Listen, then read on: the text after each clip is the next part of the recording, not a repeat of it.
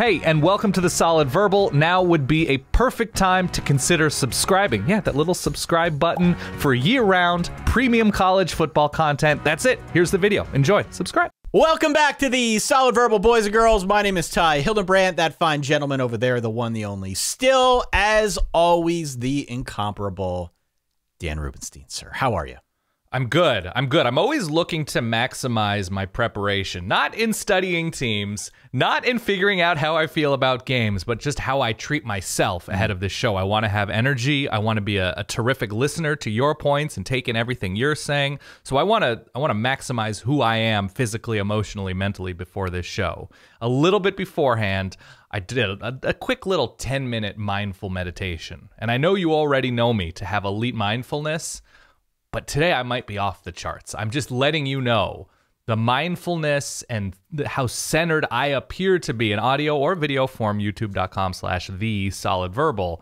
It might jump off the page to you, the proverbial digital page. That's all. I just wanted to give you that warning ahead of time that I'm feeling good. You're very present. You're very in the moment here for week I'm right 3. here. I'm right here.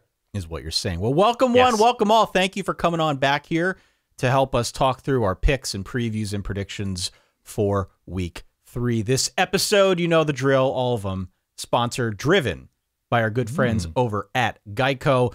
Don't forget, if you are listening to this on a Thursday, today, as in 5 p.m. today, Eastern Time, 2 p.m.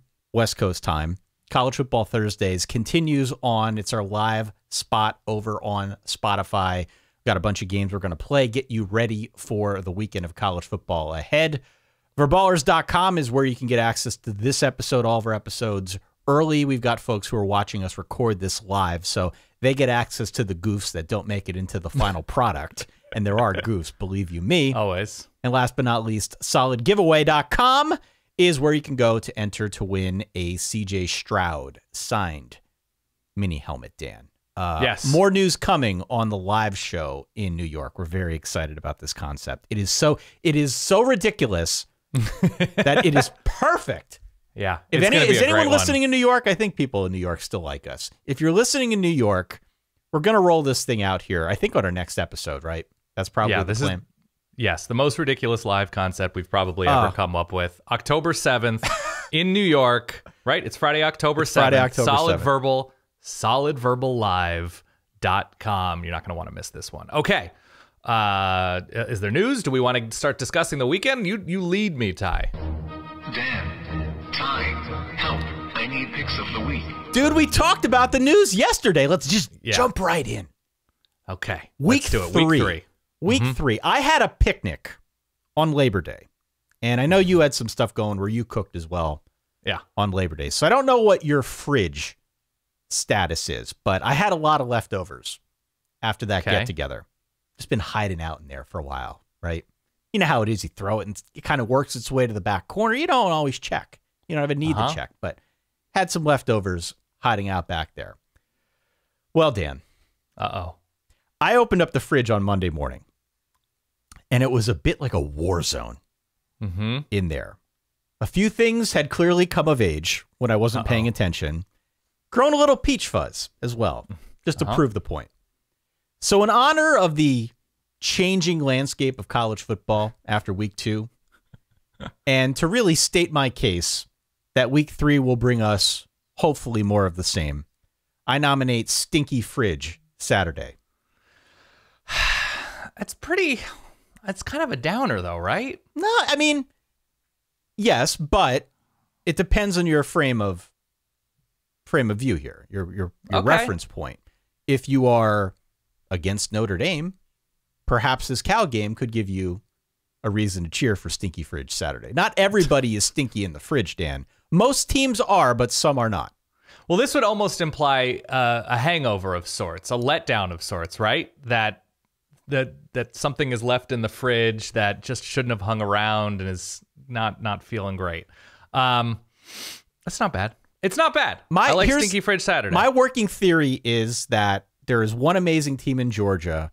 There's one almost amazing team in Ohio State. And then there is a large swath of the college football ecosystem that is trolling about out there but has a fatal flaw. And then also we've got Notre Dame and Texas A&M. Yeah. So to me, excellence is beside the point. I'm not here for excellence. Other than Valley Circle Pizza, there's not a lot excellent happening in my college football universe. So what I have is we're looking at teams across the board in week 1 and week 2, and we are seeing some thick, meaty flanks. We are seeing 2-0, 3-0. We're seeing explosive offenses. We're seeing lockdown defenses, but it's against Kent State. It's against Troy. It's against Alabama State. And in fact, we are being distracted by those thick, meaty excellence flanks.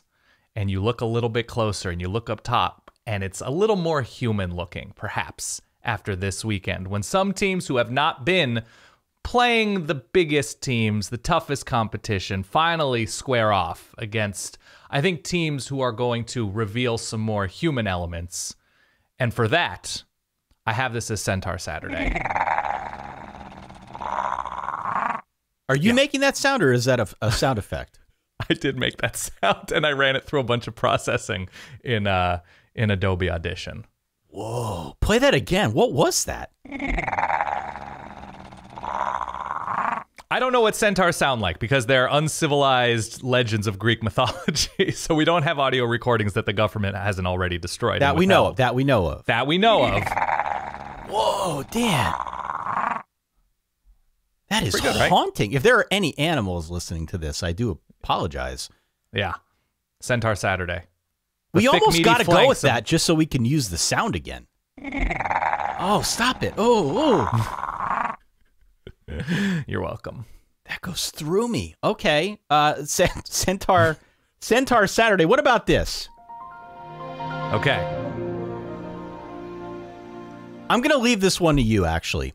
I couldn't find a great window. I'm genuinely interested in the full Monty here, the full thing from noon with Oklahoma, Nebraska, which I think is way more interesting.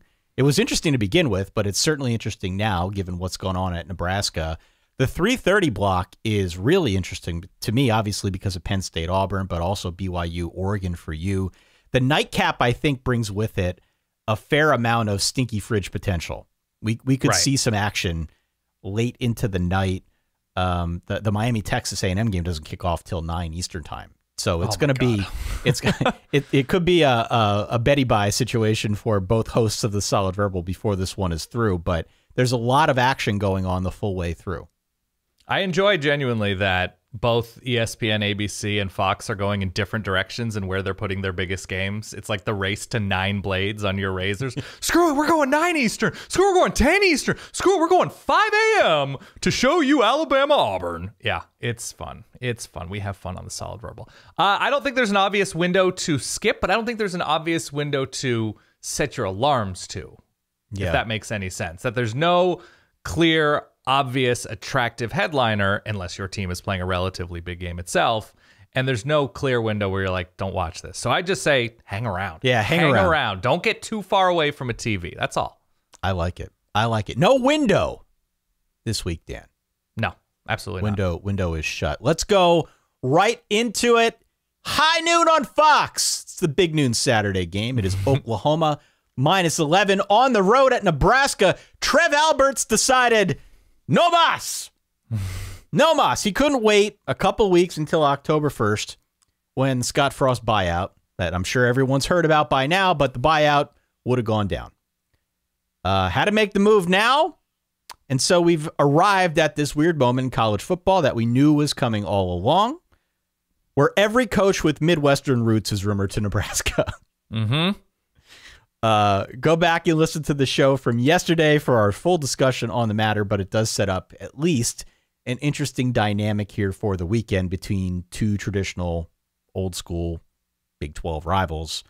Yeah, Big 12, Big 8. Yeah, absolutely. By the way, just on the topic of Scott Frost in Nebraska, that job opening is going to make so many people some cash extensions. Everybody's going to be James Franklin in the Central Time Zone with the Nebraska job. Everybody's going to leverage interest. Matt Campbell might make $20 million next year from Iowa State.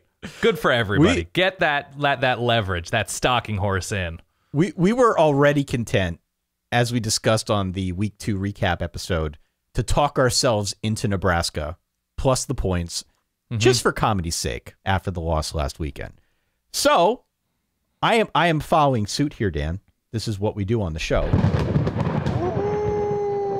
The Yakos, home dog of the week. Oh, well, right off the bat. Just get into this thing hot and heavy. I was delighted to learn that the sharp bettors in Vegas are overwhelmingly taking Nebraska as well. And this was after the news about Scott Frost was out there. So for those listening, what's a sharp better? What does that mean? The sharp bettors are the guys who pay the bills with the bets. The pro bettors, not the idiots like you and me. The line opened around Oklahoma minus 13.5. Yeah. As you just heard, it's down to 11, which is pretty significant movement. That's a lot of line movement. My question to you is, what angle do we want to take here? I saw one set of updated projections that has Oklahoma going 12-0 this season. So we could really get some views if we say that Oklahoma just isn't as good with Brent Venables, if we want to go that approach with this. Yeah. But obviously Nebraska here will be up for this game and to whatever extent they can be with an interim coach in a weird situation. Are you still content to go Nebraska plus the points as I am? Yes, I am.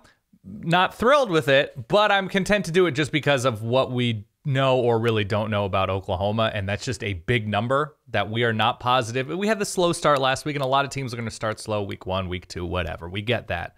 But we just don't know what to expect out of Oklahoma on the road, and we know Nebraska can move the ball. We know that there's an offense in there. Sometimes, at times, whatever. They've moved the ball against everybody that they've played. Granted, not a great schedule thus far. And we know Oklahoma's defense appears to be much improved. But again, against whom? So on that level, if we're to believe that there is a cloud not hanging over Nebraska anymore in the will they, won't they, Scott Frost and the pressure that he was under, and maybe people feel that weight off their shoulders in the Nebraska locker room. Mickey Joseph takes over, obviously a Nebraska legacy, deeply intertwined with that program. And so maybe there's that fresh start element. I don't think Nebraska's going to get appreciably better because there's certain things like I don't think this defense is going to be average to above average this year. It doesn't appear to be the case. But just in terms of numbers and where the line is at, about 2 touchdowns. 14 was what it opened. It opened at 13.5. It's down to 11 now. Yeah. Okay. So I'm still going to take Nebraska here to lose by 7 or 10 points, but maybe 4 stretches of this game feeling a little bit reinvigorated. And like Anthony Grant's a good running back. I think Casey Thompson can make plays. I think there are smart minds, Mark Whipple with this offense. So I think they're going to do enough to hang around and feel that reinvigoration for the Huskers at home. Yeah, I mean, this, I think, may come back to what I've said all along about shootouts. You take the points. Take the points if you're getting more than a touchdown in a shootout. And the only way that this could go, if we want this plus 11 thing to cash, is a shootout. If you look at the advanced numbers that we talk about a lot, Nebraska's success rates on offense are appreciably better than they are on defense. They're terrible on defense against both the run and the pass. They don't discriminate because they're friendly. But on offense, they're not bad. Genuinely not bad. So yeah, I suppose the phrase all-time great game for Ryan Helinski is not the greatest reputation builder for this Nebraska It's not defense. on the resume. Yeah. It's not on the resume. No. They omitted that one strategically. Yeah. So I agree with you. There's a lot we don't know about Oklahoma. And I do believe that Brent Venables is a very good defensive coach, but this is clearly the first offense they've seen all year. And it's not a bad offense. So plus 11 at home. Weight of the world, weight of Scott Frost off the Nebraska shoulders. I'm pretty excited about this game. I'm pretty excited. Kind of a rivalry game, right? Okay, so yeah. Oh, no, it is a rivalry game historically. The thing that I'm not excited for is Nebraska a Cancun team already?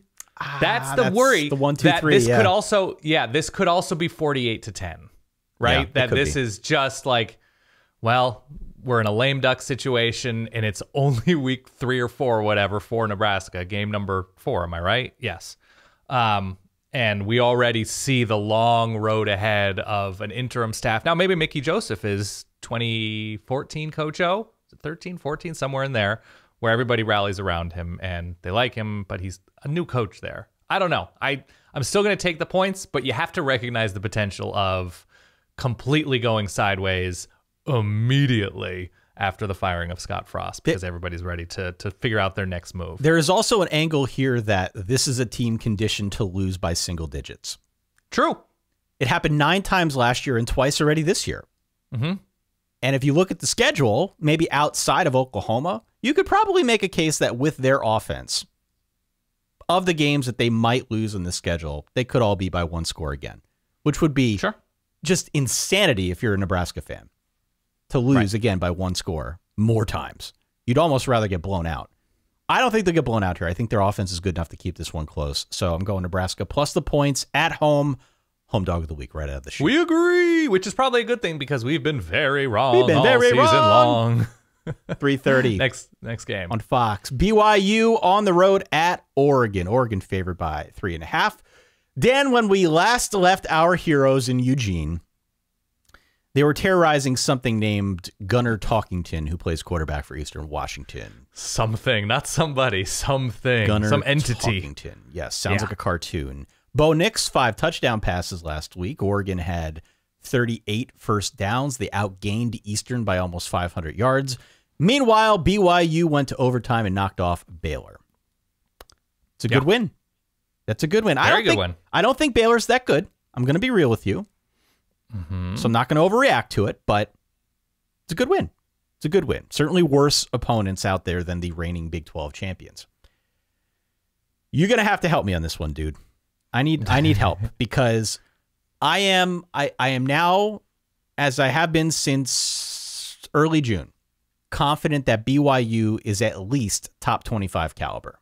I think this is won the Pac-12 last year, right? They beat up on 5 teams or something. Yeah. It does feel like a stretch to me that they would go to Eugene and win, but if they are trying to mount any kind of playoff argument, which with their schedule you could certainly say there's one to be made if they go and win all their games, it's a stretch for me that they go to Eugene and win. Right. The line also tells me that BYU would probably be a slight favorite on a neutral field, maybe at home, which I also don't know if I buy with Oregon because I just don't know. I don't know what we have here with the Ducks, and I was hoping you could help me. I'll try to help you. So you mentioned the Bo Nix stats. He did not throw down the field against Eastern Washington.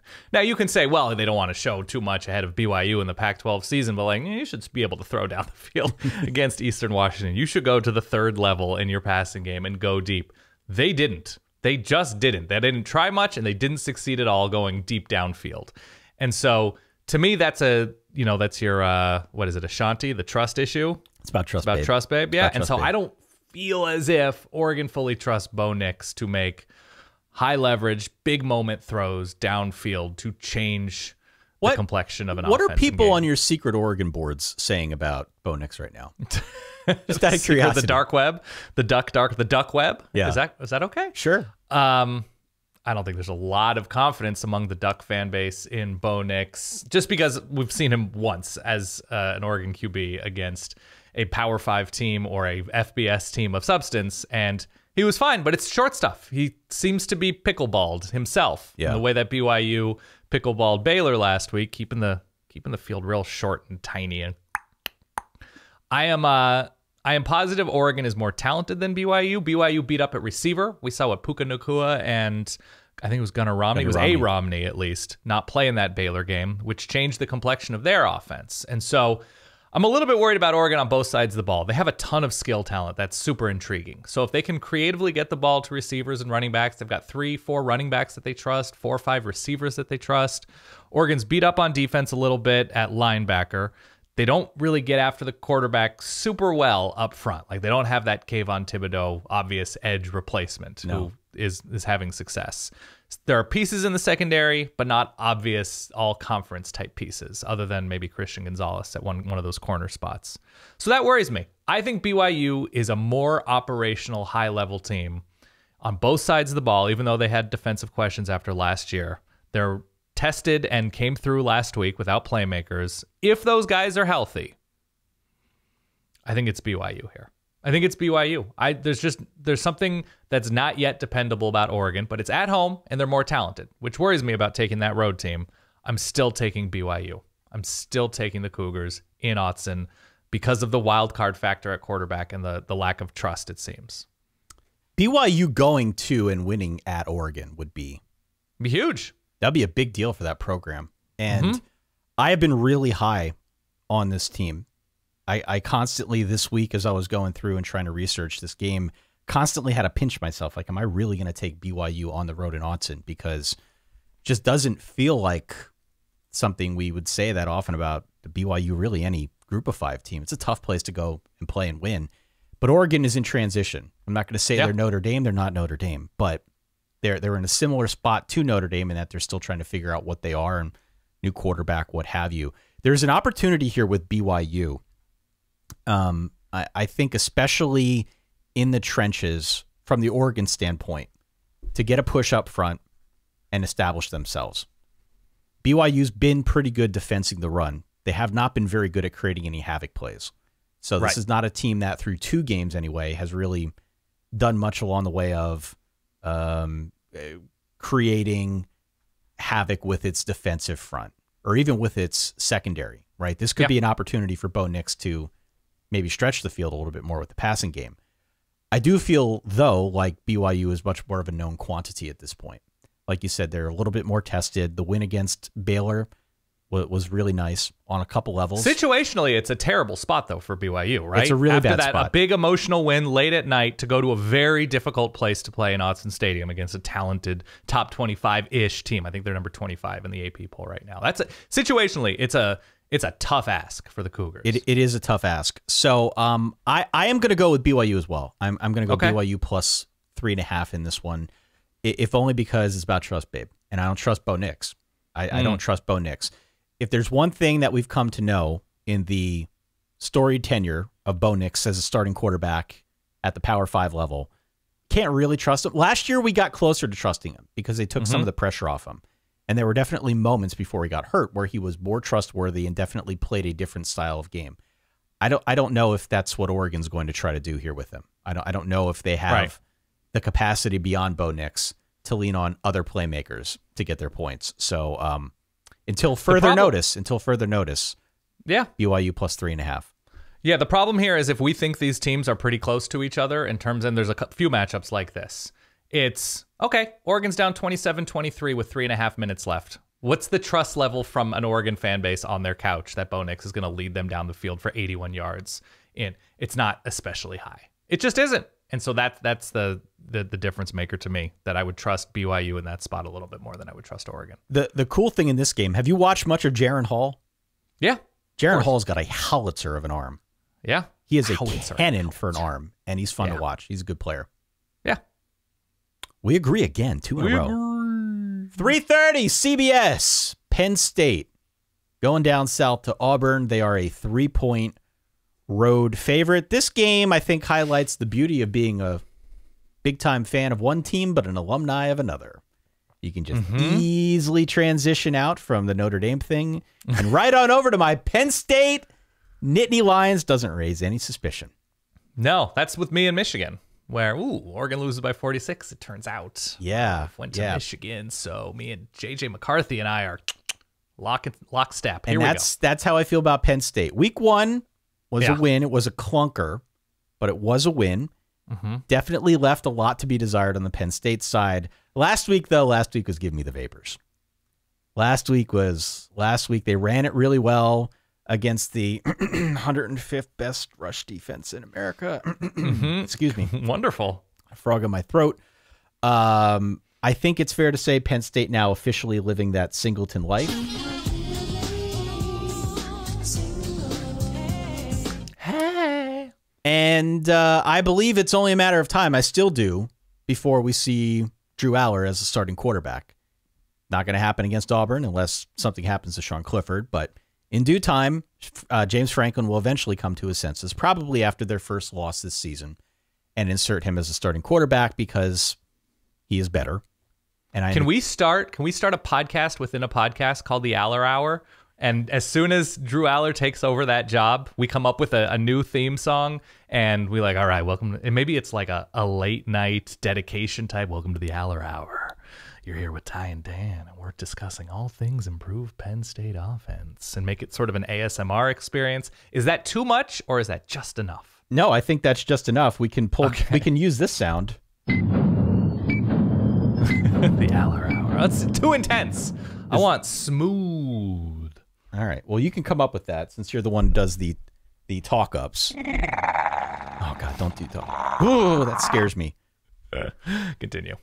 The Aller Hour. Yeah, we can work on that, but it will happen this season. I am high on Penn State. I'm really high on Penn State in this matchup because I believe Auburn is all Tank Bigsby on offense, and I don't believe that will be good enough, multi-pronged enough to beat this defense.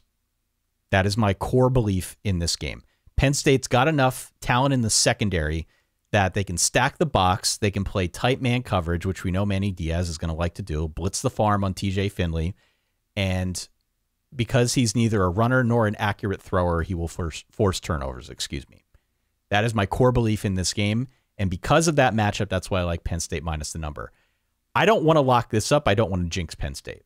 My locks have not been good this year. If you've been paying attention at home, I apologize. My locks have not been good. But this is on that level for me of a lock-worthy game. Interestingly, there's been a lot of action on Auburn +3. Yeah. So if you're someone who does like to wager, I don't see this line going up to like 3.5, 4. Maybe I'm wrong.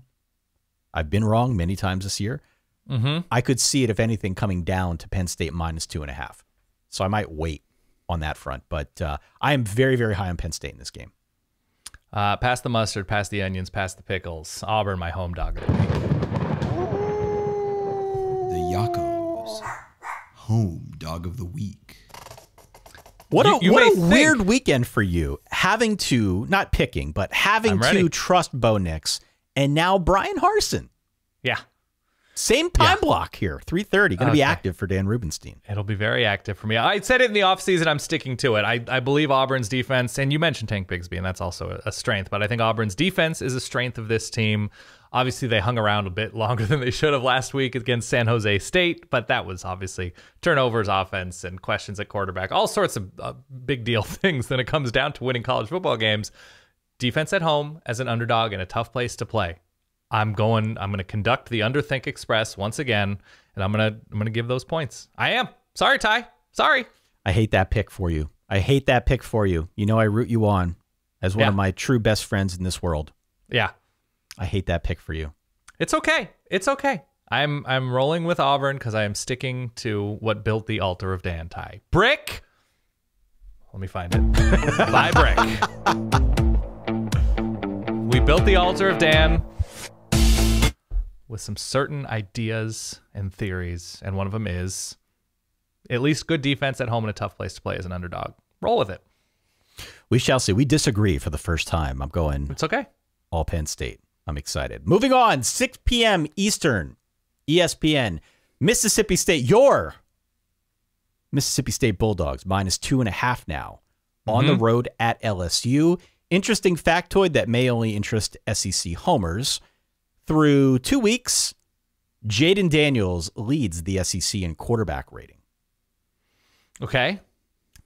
I would say that would almost certainly change after this week against Mississippi State. But at least through 2 weeks, a nice unexpected surprise for an LSU team that I think is still licking its wounds a little bit after that week 1 loss against Florida State.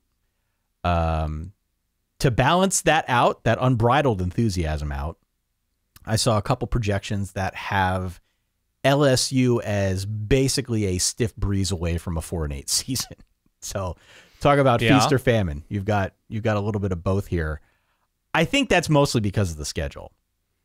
It would be great for those of us with an axe to grind with Brian Kelly if they went 4-8. But I still believe, as I know you do, that this is a pretty good team. That they're finding their way here, and they'll be fine even against a tough schedule. So where are you at with this game? Because I know you like LSU generally speaking. You like the talent on the roster. You're also higher than any person I've ever met on Mississippi State. This is really tough because I was high on LSU to start the season and high on Mississippi State. LSU, what'd you say, a 2.5-point dog at home? Yep. A little bit beat up on both sides of the ball. And you mentioned the Jaden Daniels thing. I don't fully trust him either. This one's tough for me. Here's the question is, what is this number if LSU, and this is not a reality-based question, but if LSU does a little bit more on special teams and wins that game against Florida State, what does that number look like? Is that LSU minus 1.5? I think it's they even. win that game. I think it's a pick 'em. Yeah. I just think there are things that went wrong in that game that are extremely correctable in 2 weeks. Finding somebody to catch punts, figuring out field goal and extra point protection. Not saying that everything else is roses for LSU. There's a lot of issues still to be worked out early on. I think Mississippi State, second consecutive game on the road, late night game in the desert. Am I right? Mm-hmm. Against Arizona last week. Yep. Kind of a sloppy game. I'm going to take LSU here. I'm going to take LSU, even though I think Mississippi State is more advanced and more evolved as a program right now, just because of Mike Leach being there for years now. But there is something about LSU at home, and I still think they're going to have a pretty good defense. And I'm just going to stick with the altar of Dan, the ethos involved in building a. Right. It's like the basilica, right, in Spain that they've been building since 1926, still unfinished. Just it's beautiful, beautiful, beautiful build up. I'm going with LSU here. I've decided the rest of the season I am picking LSU, maybe for the rest of eternity, at least as long as Brian Kelly is there. I am picking LSU games based solely on how Brian Kelly did in similar situations at Notre Dame. Okay. I think that is my lane. That is my angle. Why not? The rub on Brian Kelly at Notre Dame, other than being kind of a disingenuous prick, but we'll go to a different place with this. The rub on him was winnable games. What is a winnable game? It's subjective, right? But I'm talking about the games that are there for the taking and he still finds a way to either underperform or end up losing. Those are the winnable games. Frankly, like the Florida State game in week 1. There's always something. Always finds a way to. It's first game there. Now, the way that they lost. Leopard doesn't change its spots, man. Okay. Tiger. Stripes? Tiger. Yeah. Same deal. Yeah. LSU could have won that game. They could have won that game, but the special teams woes definitely got in their way. It's always something with this guy. So do you honestly think LSU will just, what they showed in game 1, that's just who they are forevermore under Brian Kelly? They have assumed his identity. The way he has assumed theirs and their he won like 11 games a year. Southern most drawl, of the time Brian at Notre Kelly. Dame. Yeah. Brian Kelly is now becoming, yes. My sense is that Mississippi State is the better team at this point, as you said, more evolved as a team, as a program, which is why I'm taking them to win here. I do believe this is a winnable game. I have no idea, honestly, who's winning. I am picking on a hope and a prayer that I have content to discuss and joke around about on Sunday morning when we record our Week 3 recap show. This is going to be a good game. I am excited to actually watch this football game. This is great. Brian Kelly aside, because I would like to see LSU continue taking a step forward. Right. Last week was a really good showing on offense, albeit against substandard competition. Mississippi State's a much different test, and Mississippi State has looked very good through 2 weeks. There is something to that warming of the tires effect that we've talked about throughout the course of this season with week 0, right? Having an early start to get your ducks in a row. Mississippi State's looked good so far. They have looked good, and they've had a good chance to figure out what ails them early. This is a veteran team. I like them at home. I like them. I like them even though they're not at home, even though they have to go to LSU to win this game. Isn't there something to Mike Leach, Mississippi State, though, that's like, yeah, sometimes they'll just go down 27-3. There is. Isn't there just something where, like, yeah, they were up 28-10 and lost? Like, there are dramatic swings to the Mike Leach Mississippi State experiment thus far. It's a little, within games. It's a little bit like trading Bitcoin. There's a little bit of that crypto feel to Mississippi State that is worrying and is not for the faint of heart. Yeah. So that's all I'm saying. When could be a huge fraud. There really is a lot of parallel there. So we've reviewed everything. Mississippi State is both a well-oiled machine. There are many different things in terms of variance over the course of the game, or they're a fraud. Ty, no matter what happens, we're right. We're good. We've covered baby. Every single base. We're good. We called it. Okay. Mississippi State minus 2.5 is my pick. Okay. We disagree. 7 p.m. ESPN2, Texas Tech on the road at NC State. I look at this game and I say, wow, Wow, what an interesting matchup. Wow. Interesting matchup. Tech. Wow. I think Tech is still catching its breath from a week ago after beating Houston in overtime. In terms of significance, that game was way more important than this one. Now you're traveling across the country. Where is this, Raleigh? Raleigh? Where's NC State now? Raleigh? Where are they playing their games these days? Where are they Raleigh? playing? Carter Finley? Yeah. What is this? Where is this on a map? Show it to me. I just don't know if Tech's going to be as up for this game as they might be against an in-state foe. So I maintain, I'm sticking to the script here. NC State is a top 15 caliber team. And they're easy to forget about because the week 1 game, they should have lost to ECU. Should have lost that game. But this is still a veteran team. Should be a 10-point favorite. Is a 10-point favorite. I think if you factor in the travel, the situation, the fact that Tech is still basically rebooting with a young, albeit exciting quarterback, it is a 14-point win for NC State. I really like the Wolfpack here. Yeah, they have UConn next week, so it's not a look-ahead spot for NC State, though Clemson in a couple weeks. I think it's October 1st is what I'm seeing here. So that's not a big situation to look at. NC State lock of the week for Dan Rubinstein. Really? Yeah. Lock of the week. Very interesting. Emotional win. Double OT win over Houston. Travel. NC State getting its act together. I don't love Tim Beck in huge games. I don't think it's a huge game. I think it's a routine win. I don't love the offense for NC State, the way it's drawn up all that much. I think they can move the ball against Texas Tech. I have them winning this game 34-17. Can I get in on this lock with you? Oh my God, the double barrel? Can I get in with you? Is that okay? Please do it. Yeah, go for it. Lock of the week. You're talking me into it. But you're Mr. Gumpy, right? You're Mr. Texas Tech is going to disrupt. They're the startup disruptors of college football in 2022. They beat Houston. Yeah. They beat Houston. They'll beat somebody else in the Big 12. I'm not saying they're going 12-0, 9-3, even 8-4, but this is a scenario for them that is not favorable. Okay. So you're jumping off the Kitley catamaran. Yeah, I am. Okay.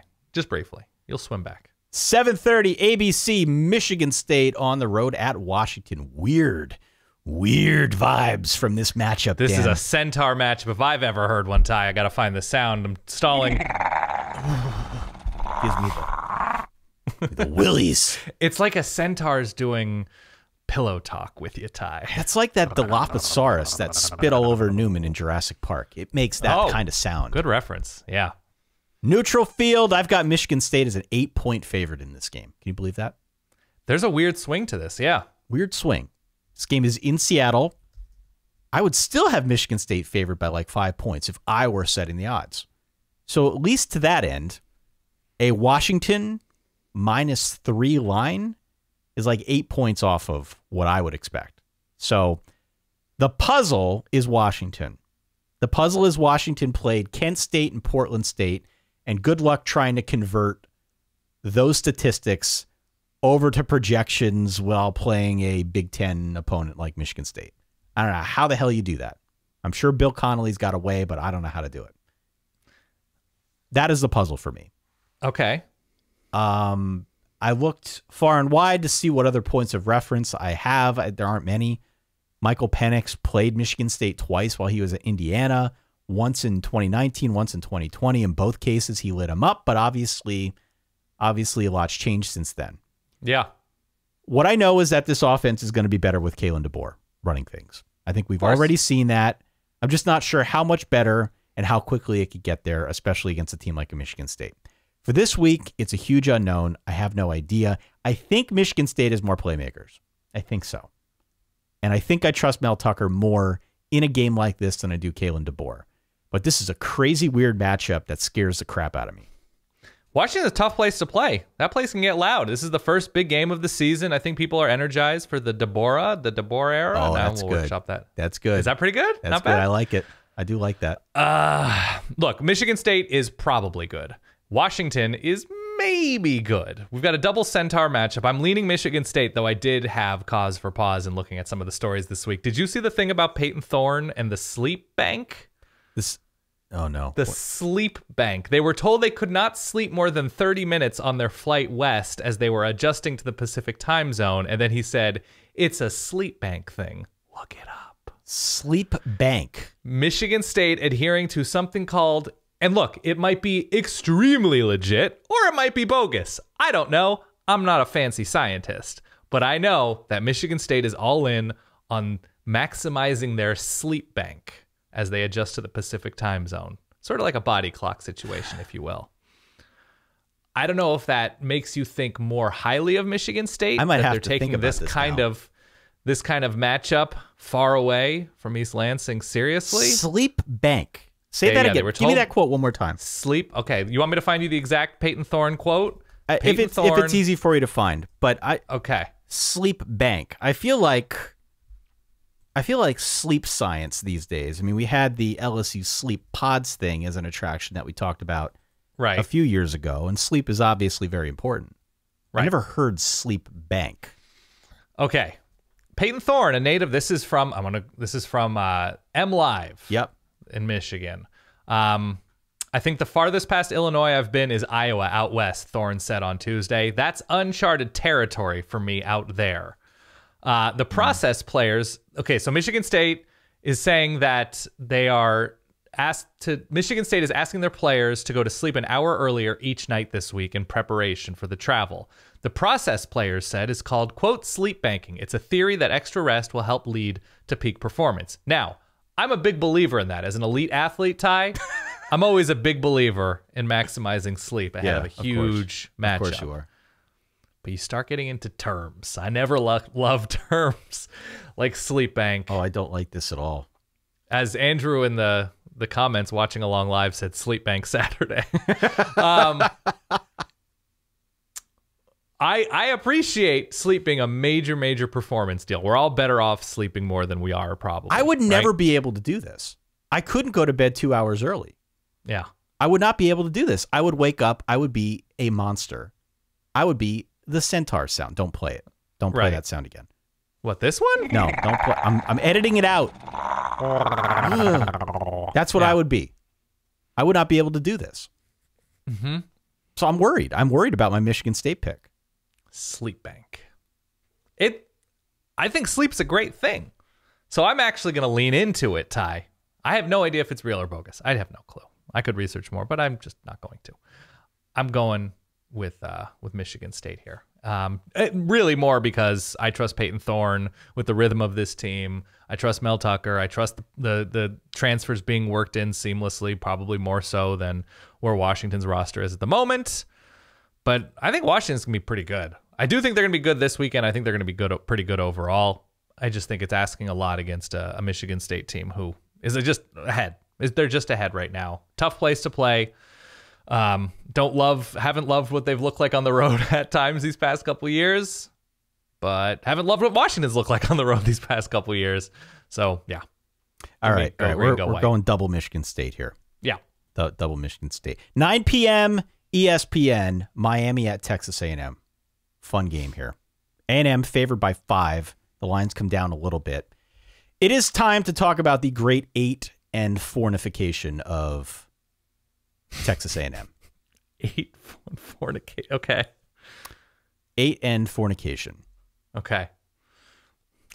If you're listening with children right now, Ty's about to get way more graphic than he ever has. Yeah.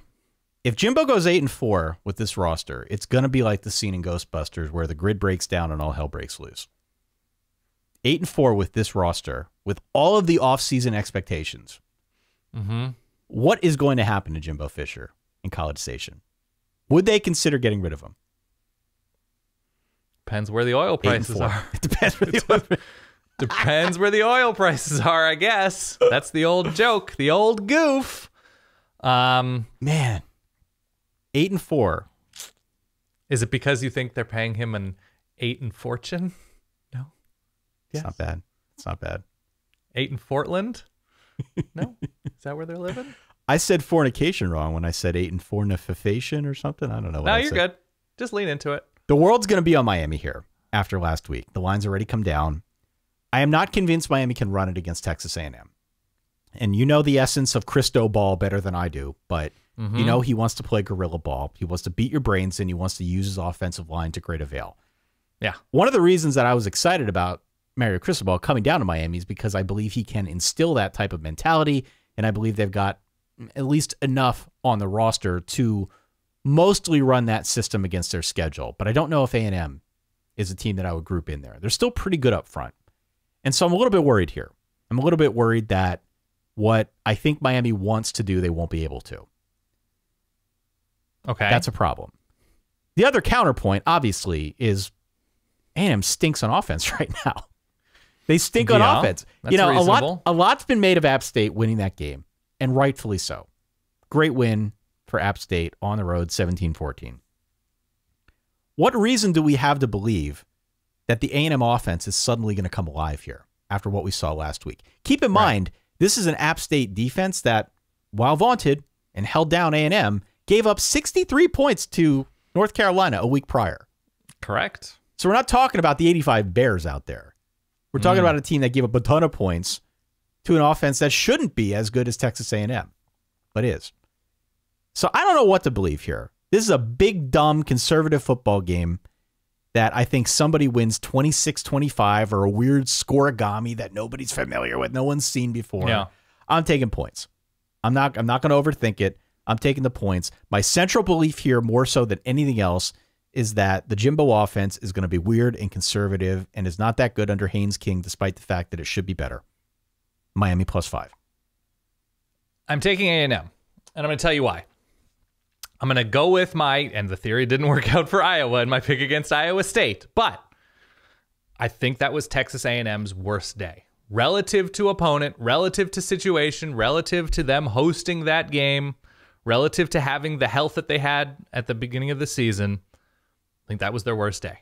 I think that was their early wake-up call because they're not in an Iowa situation where even though philosophically I think A&M is behind the times, they are not where Iowa is. Just in terms of quarterback, just in terms of coaching philosophy, just in terms of receiver health, there's a lot more going for A&M on offense. Potentially, maybe, Not last week. Someday. Not last week.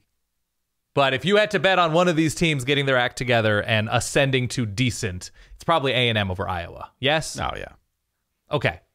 So we know what Mario Cristobal wants to do with Miami. He has a pretty good, if not good, quarterback who was a little bit off last week against Southern Miss. They're beat up at running back, if I have looked at reports correctly, but they have a couple of good ones. I think it's Henry Parrish who had another good game against Southern Miss, went over 100 yards. Yeah, Tyler Van Dyke was a little bit off, especially early, and they were just off as a team early against Southern Miss. I'm going A&M here. I'm going A&M because I think it will be relatively close for a large chunk of this game, and I don't trust a first-year coach in Mario Cristobal with not his guys and philosophically what he's going to try to do in this game. I think DJ Durkin can out-scheme him and figure out what Miami is trying to do. And as good as TVD is and can be at his best, I think there's enough at A&M to really limit him in this spot. Okay, so we disagree. We disagree. So we disagree. I'm going A&M. I think there is a certain amount of within the locker room. A&M has been the laughingstock of the past few days, and it can bury a season or it can help a program dig in its heels and say it's us versus the world, right? That there is something about nobody believes in us, silence the doubters, blah, blah, blah. They think we're a joke, and then they drop 38 on Miami or something like that. A very much work in progress Miami with really interesting, good players on both sides of the ball. I would be a little bit more excited if there were a real dangerous receiver that has jumped out for Miami to sort of change the gravity of this offense. It's Xavier Restrepo has been that guy, sort of, but no, that's what worries me a little bit about Miami in this specific spot. I think they're going to be in a good place overall under Mario Cristobal, but no, this is what, game 3, something like that. Yeah, I think it's smarter to go A&M here. Yeah, I get that logic, and I wavered on this one. I just think this could end up being a really conservative, dumb football game. Sure. Played close to the line of scrimmage on both sides, and I'll take points. I'll take points. That feels like it's been a theme through the first 2 weeks. Just take the points. Don't even think about it. Take the points. By the way, you brought up Iowa, and I did want to call this out because Travis May on our website writes sneaky stats that go live every Wednesday morning. Speaking of the Iowa offense, because we probably won't talk about the Iowa-Nevada game unless you have a burning desire to do so. Quote, Iowa has successfully built the least efficient offense of the century, Dan. 2.8 yards per play. It is a full half yard, 0.56 yards, per play worse than any FBS team this millennium. Are we about to talk Iowa, Nevada? I'm not talking Iowa, Nevada. Oh, okay. Only this year's UMass squad comes anywhere near being as inefficient and awful as the Hawkeye offense. Go on out to solidverbal.com, read Travis's piece. Yeah. Always instructive. Iowa's offense, in case you were wondering, is very bad.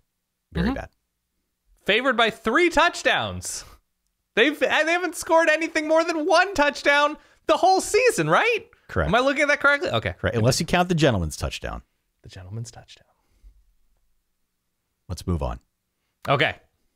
12 o'clock Eastern Time, ESPN, Georgia, -24 on the road at South Carolina. Lock of the week.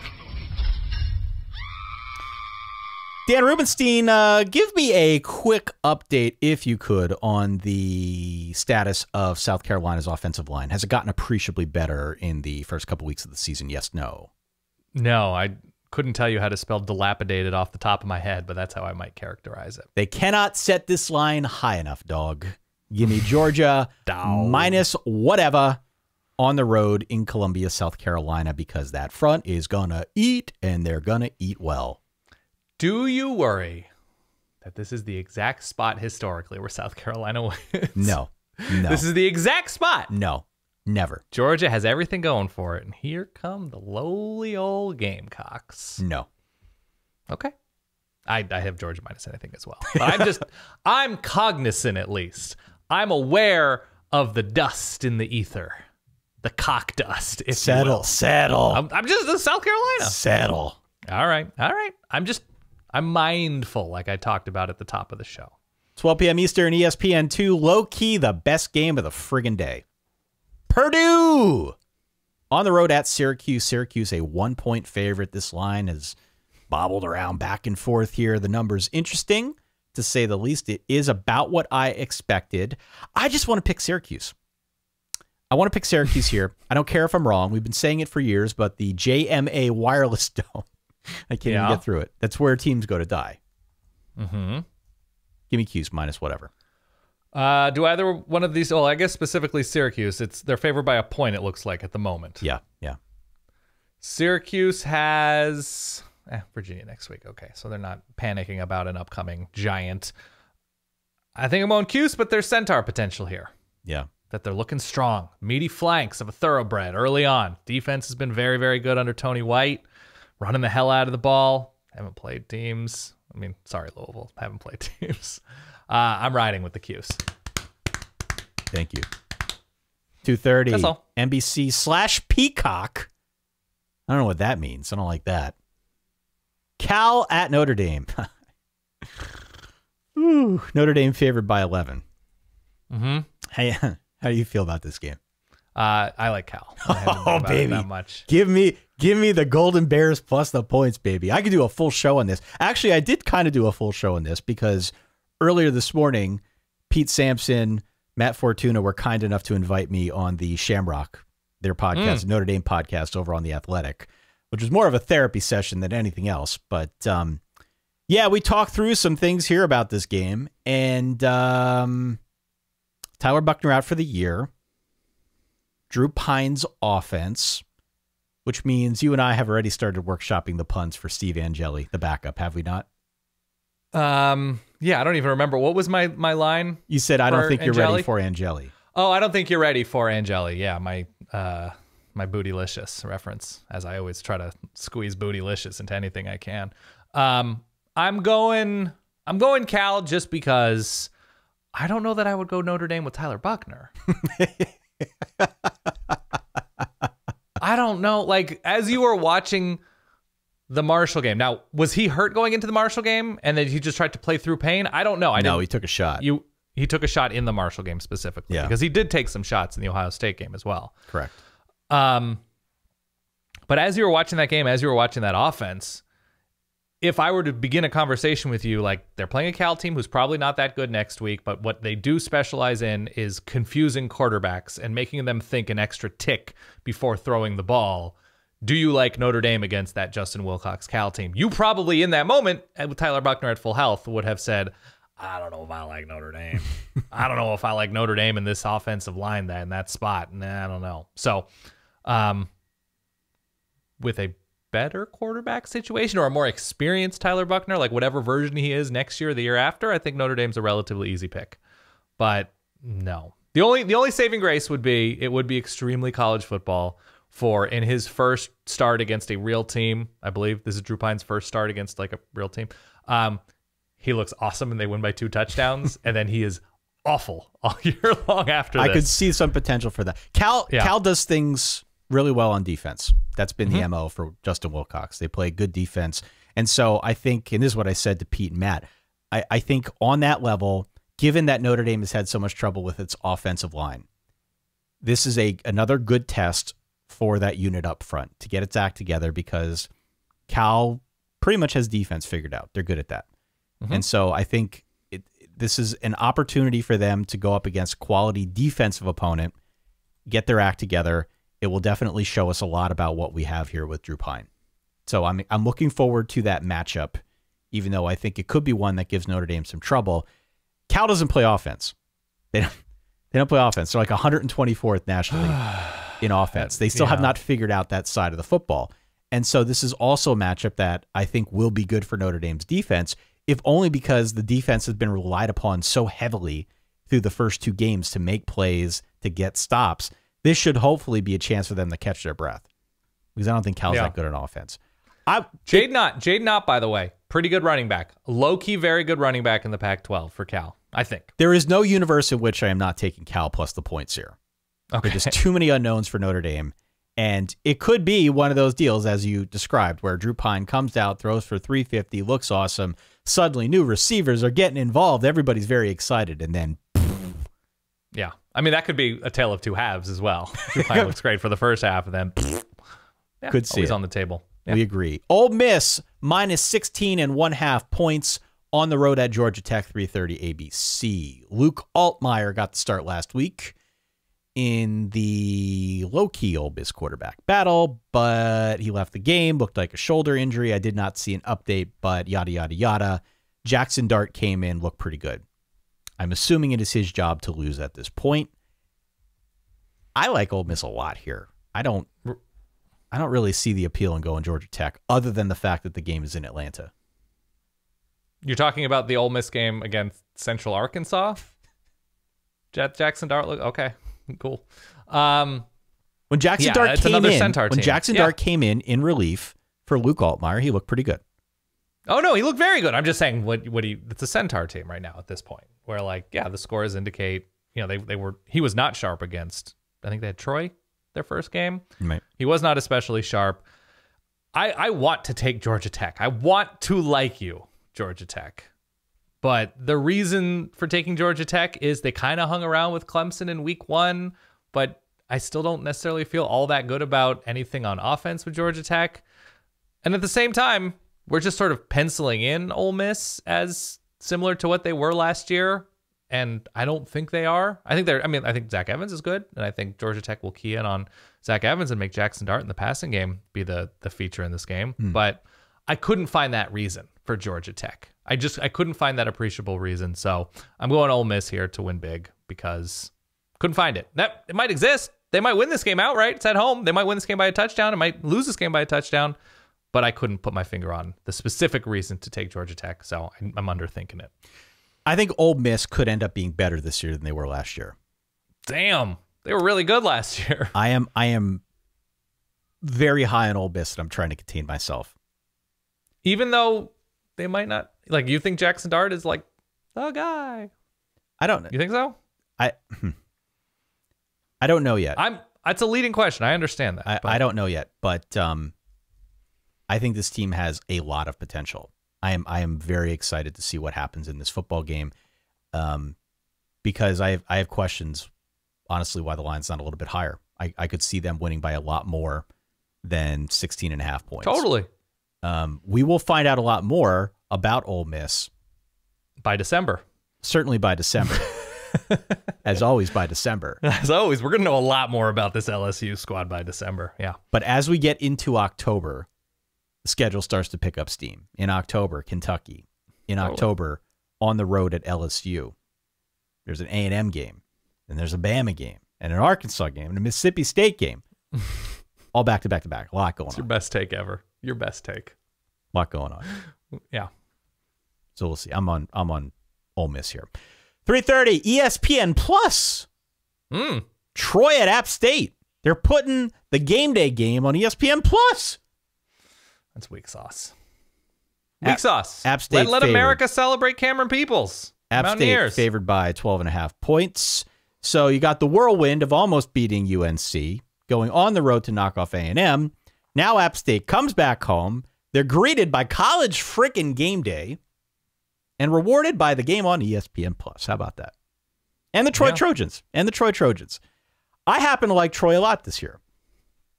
They were an aggressive half team last season. Probably headed there again this year, for being honest.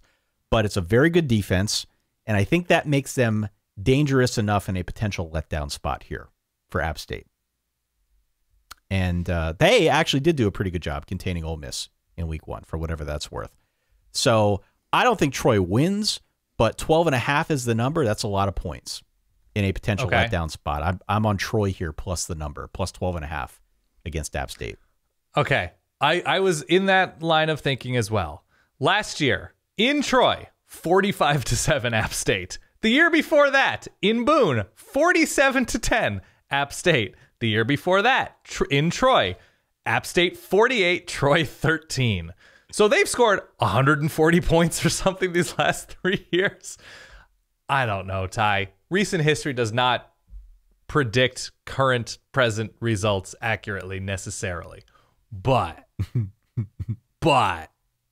I really like Sean Clark. I really like this App State team, so I'm picking with my heart, and I like App State big. I think there's just going to be too much juice in Boone. So, yeah, give me the Mountaineers big. 4 o'clock ESPNU, Kansas at Houston. Did you ever think we'd mention this game? In week 3, if I had told you, Dan, we're going to talk about Kansas-Houston for a hot minute on our week 3 preview episode, you would have called me crazy. You'd have said, you're nuts. I would have. Though I felt the energy. I felt the Lawrence energy in August when we were doing our Big 12 preview. And the way that they finished their year last year, I didn't see them necessarily coming out right away and beating West Virginia on the road in the way that they did, scoring, I think, 55 with the walk-off pick 6. Mm-hmm. But no, I would not have expected it to be in this part of our preview. I am going Kansas here. I am going Kansas because I want to. And apparently a lot of people do as well, because I saw this line earlier in the week at 10.5. It's down to 8.5 points. The line has moved significantly. It has been a rough 2 weeks for Houston, a really rough 2 weeks for Houston, which otherwise is, I think, a very good football team. I believe Kansas can score points. I believe they can score points. I don't know what else they can do. There may not be a whole lot else, but this is a plucky Kansas team. They are frisky. Not going to win a lot of games, but they're frisky. Yeah. I like Jalen Daniels a lot. I'm going points. Kansas plus 8.5. I have Houston minus 8.5. I think Houston's a better team. I think we're probably overinflating Kansas just a smidge. Yes, we are. We are.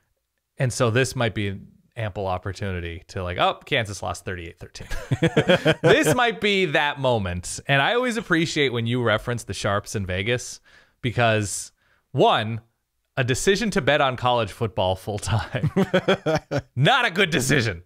Not a good decision. And two, when you actually drill down and speak to the people who bet on sports and college football specifically full time, how much money do you sort of average out betting on this full time? I make about $44,000 a year. What? The sharps, by the way, are on Houston. They're with you. Okay, good. Yeah. But I don't put a ton of weight on that unless we're talking about crazy successful ones who have hookups within programs everywhere, which the successful ones do to find out about injury stuff. But I still am. I'm always wary of saying, well, this is what everybody's hammering. Doesn't matter. 7:30 ESPNU, Ty's third lock of the week. Lock of the week. Give me them Pitt Panthers, Dan, on the road at Western Michigan. We've got a revenge game. Pitt favored by 10.5. Western, I think, is kind of bad. I like Pitt. I still like Pitt. Yeah. Who's their third string quarterback, Ty? I like Pitt. If your lock of the week is Pitt's third string quarterback, you better tell me his name because he might be starting. Pitt minus 10.5. Give me it. Okay. I'm Third taking lock of the Western week. Michigan. I'm taking absolutely taking Western Michigan in a road Kalamazoo letdown spot for Pitt, who might be down Nick Patty and Keaton Slovis. I haven't seen the latest news. We're recording this on Wednesday midday, but it feels like a bit of a letdown injured spot in Kalamazoo. I don't think Western Michigan's all that good. I saw after the game that Keaton Slovis was okay. I saw that he was sure? Okay. No, I'm not sure. I'm not sure. Sure? I'm going to go and look that up right now. There were moments where the Pitt offensive line said, what if we give this Tennessee edge guy free run at our quarterback? Multiple times. I don't know. I think it's a lot. What did you say it was? 10.5. 14, 18? 10.5. So was it 11 and a half? It was at 11.5. So people are yeah, it was high. Michigan. It was higher, and now it's come down. So you're a bandwagon jumper. It's fine. It's fine to be there.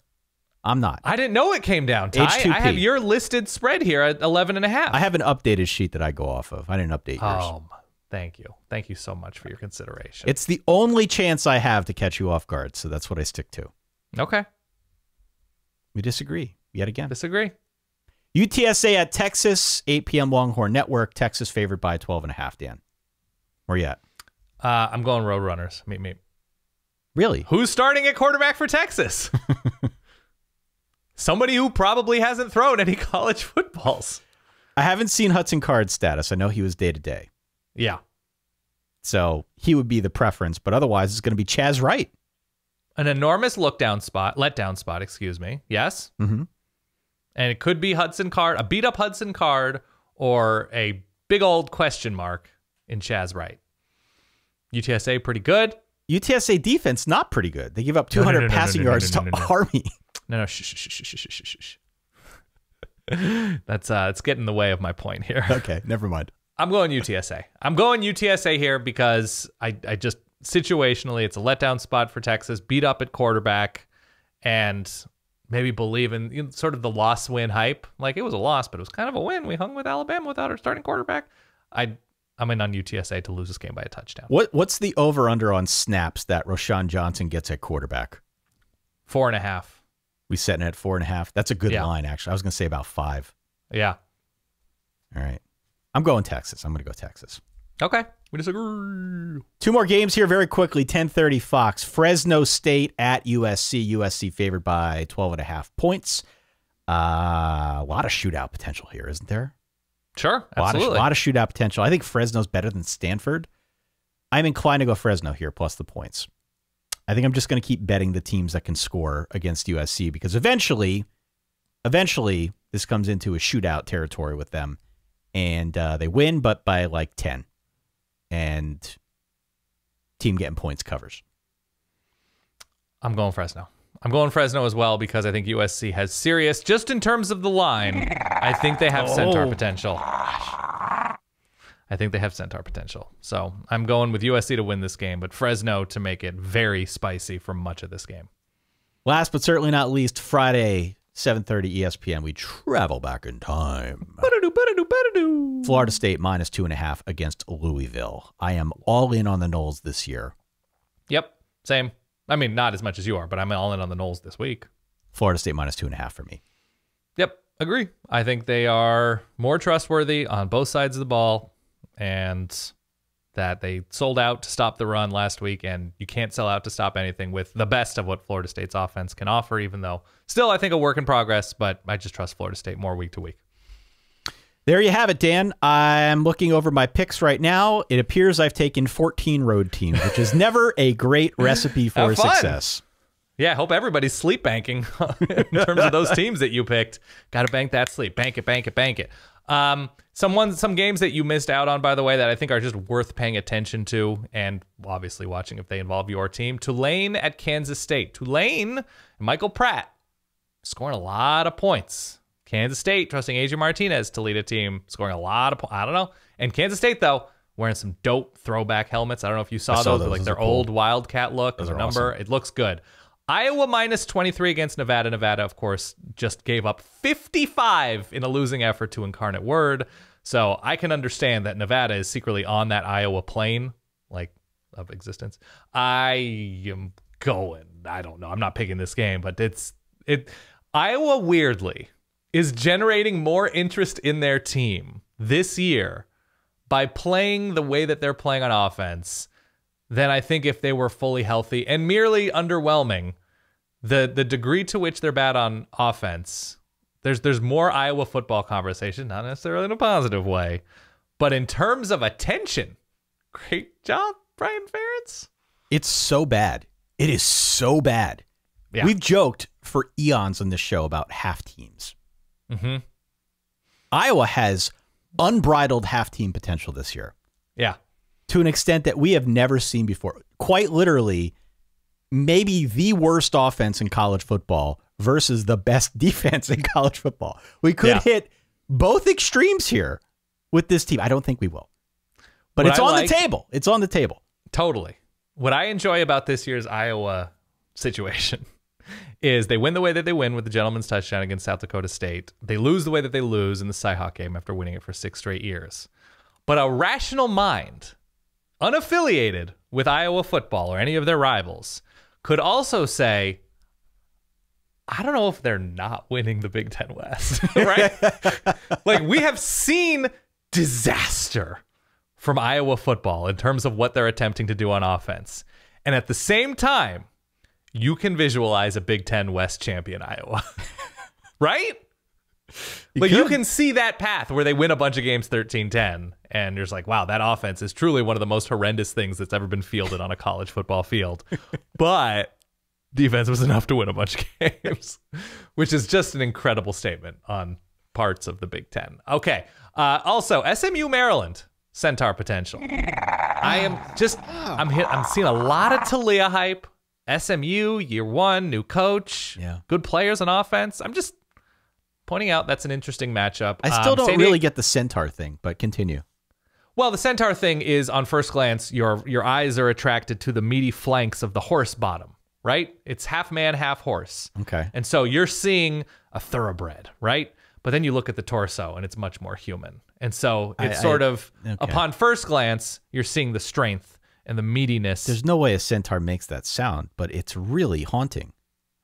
Well, I don't know what sound a Centaur makes. No, I mean, that's as good a guess as any. I don't know either, but continue. Don't let me get in your way here. San Diego State, Utah favored by 3 touchdowns at altitude. I don't think San Diego State is especially good, but it is a revenge spot. So that's at least interesting because that was a Charlie Brewer loss last year. North Dakota State favored by a point in the desert at Arizona.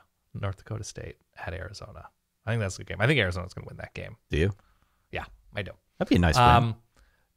Do me a quick favor and drop some wriggling, ravishing, relishing drum and fife. We're bringing it back this week, Dan. We got a lot of pushback to the FCS lightning round. Yeah. Patriot League lightning round is back 12 p.m. Eastern Time Saturday. Richmond, the Spiders on the road at the Lehigh Mountain Hawks. Who you got?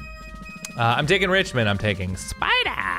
Give me the Spiders. 1 p.m. Bucknell at Central Michigan CMU. I think Bucknell is gonna get killed. Yeah, probably. Yeah, Central Michigan there. Yeah. 1 p.m. Colgate on the road at Penn. Gators squaring off against the Quakers. Who you got? I'm going to take Colgate here. I love the city of Philadelphia. I love all things food in Philadelphia, but man, you catch the Gators on the wrong day. Ooh, give me Colgate. Let's go Colgate. Georgetown away from Multisport Field, squaring off against Monmouth. 1 p.m. Eastern Time. Mouthies of Monmouth. Yeah, give me the Mouthies of Monmouth here. It's a tough place to play. And yeah, Georgetown away from home. It's just not the Georgetown I know and love. I believe in Big George this year. Give me Georgetown. All right. Away from home. Away from that decided schematic advantage of Multisport Field. Moving on. 1 p.m. Albany, the Great Danes on the road at Fordham, New York's one true team. Jared Verse not walking through that door. Give me Fordham here. By the way, Fordham and the Bronx, well, just the Bronx, featured heavily in Chef's Table Pizza, Mike's Deli and Market in the Bronx on Arthur Avenue. The fresh mozzarella. Nothing like it. To die for. 2 p.m., Yale on the road at Holy Cross. Holy Cross won on a Hail Mary last week. Desperation Hail Mary over Buffalo. I'm calling a second Hail Mary to be dubbed What? the Yale Mary. The Yale Mary, What? for the good of my pun. I think Holy Cross wins this one late on a big heave once again. I think letdown potential here for the Crusaders. Give me Yale. Gotta All go right. Yale. And last but certainly not least, as we bring the music down, Bill and Mary, 3:30 p.m. Eastern Time on the road at Lafayette. Dan, going Leps, going Bill and Mary. What are you going with? Oh my God, of course I'm going America's team, the Leopards. Kept it within 2 scores against Temple last week. They did. Temple's really bad. They're very bad. Temple is so bad. So 30 bad. to 14 Temple, Lafayette, America's team getting it done here. What'd you say against Bill and Mary? Yeah, Bill and Mary. Yeah, the dynamic duo does not stand a chance. I'm going Bill and Mary. Yeah, loser. 2 versus 1. Why not? Quick reminder to everyone out there, don't know what your watch situation is going to be this week, but if you're on the road, if you're on the go, if you still want to keep tabs with what's going on in all things college football, tune into our good friends over at the College Football Blitz, hosted by our friend Stevie Speedrun. Dan? Meep, meep. Steven Hartzell. It's the NFL red zone of college football. 12 hours of college football coverage every Saturday from noon Eastern to midnight. Available for free on the Varsity Network app. Also on ESPNU Radio, channel 84 on Sirius XM. Limited commercial interruptions. You get 3 minutes of commercials you get 56 minutes of play-by-play. Oh, that's the way. Versus just 3 commercial breaks per hour. I butchered it because it seems so off-kilter. But it's true. I listen to this every week. 56 minutes, play-by-play coverage. You can hear touchdowns as they happen by the hometown radio crews. Courtesy of Learfield, our good friends at Learfield IMG College. I listen to this religiously. Hosted by Stephen Hartzell and friends. They do a magnificent job. I don't know how they do this. They posted a picture on Twitter last week, and I commented on it. I don't know how they do it. I expected a war room. It just looked like a normal room.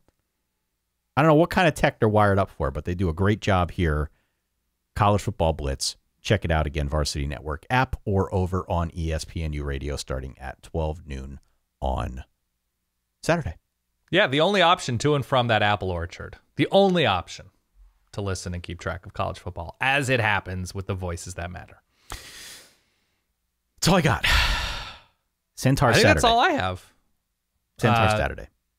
Centaur Saturday. We are doing a live show in New York City in a couple weeks. Yes, we are. We are preparing to unveil this concept. If you are in the New York area or can get to the New York area, this is one of the more ambitious yet dumb things we've ever done. We have done Worth nothing. every penny. We have done Worth nothing every penny. for the last 15 years, but dumb ambition. Yeah. It is what we specialize in college football media, fringe media, whatever we're considered. I would encourage you, just trust us on this one, okay? I'd bring a date, honestly. I would just absolutely bring a date. Trust me on this one. You will have fun. You will laugh. You may cry. I don't know. There will be drinks. Can show off, maybe. Maybe you could show off. Yeah, there is potential for that. Yeah. This is one of the dumber things we've ever done. Can't wait. It could be a spectacular failure. It could also be funny as freaking hell. I'm very excited. Yeah. More to come. I have nothing to add. You're doing great. More to come. SolidVerbalLive.com. For that guy over there, my good friend Dan Rubenstein on this here Centaur Saturday, week 3, for myself, Ty Hildenbrandt. We will be back in very short order to walk you through all things college football on our week 3 recap episode. If you're around this evening, Thursday evening, 5 p.m. Eastern, 2 p.m. Pacific, give us a holler out on College Football Saturdays, which you can listen to courtesy of solidverbal.com/Spotify.